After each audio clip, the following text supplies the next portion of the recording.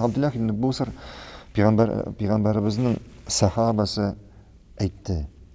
Kana iza jaa al-baba yasta'zinu lam yastaqbilhu. يقول يمشي مع الخائط حتى يستأذن. Eğer Peygamberimiz sallallahu aleyhi ve sellem birer şit yurtqa kelib, yani anda ишеккә шакып керергә рөхсәт сораса, yani ишеккә шакыса, ул көтеп торганда ишекнең каршында басып тормый иде. Yani ишеккә карап, ишекнең каршында басып тормый инде, ишектән читкә китеп, стена кырында тора иде. Стена кырында тора иде.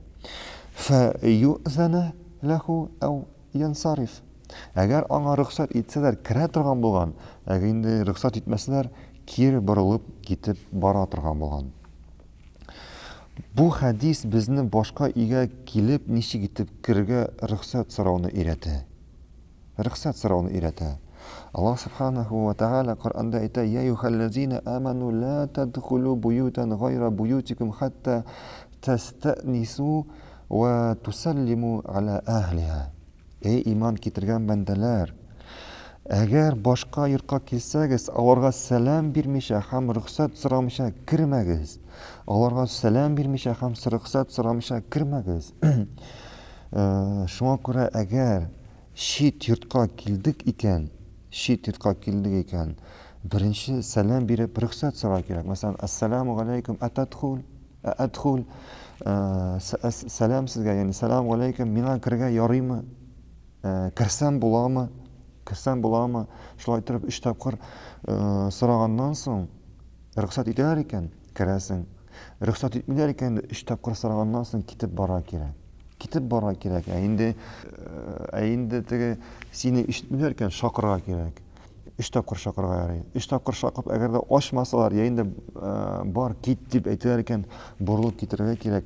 Һәм инде моңа үпкәләргә ярамый. Чөнки бу Пәйгамбәребезнең сөннәт, ягъни кит дип әйтәләр икән сиңа, моңа үпкәләргә ярамый, чөнки бу Пәйгамбәребезнең сөннәте булып тора. Шулай ук ишек шакыганда, ишеккә каршы басып тора кирәк түгел. Кызганча каршы моны күбебез белми. Ягъни без ишеккә шакыйбыз икән, ишекнең каршына торабыз. Нигә каршында басып тора кирәк түгел? Чөнки ишекне ачып җибәргәндә син өйдә булган хәлне күрәсең.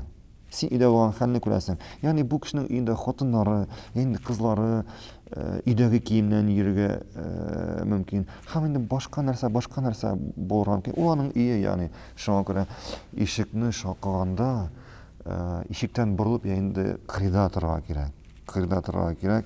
Әгәр рөхсәт итәләр икән, керәсең. Әгәр дә рөхсәт итмиләр икән, китеп барасың. Шулай Аллаһ субханаһу ва тааля Коръәндә әйтә: "Ва ин қила лакум ирҗигу фарҗигу." Әгәр сезгә бар кире кайт дип әйтәләр икән, кире китегез. Хува азка лакум. Һәм бу сезнең өчен чистарак, ягъни бу сезнең өчен яхшырак.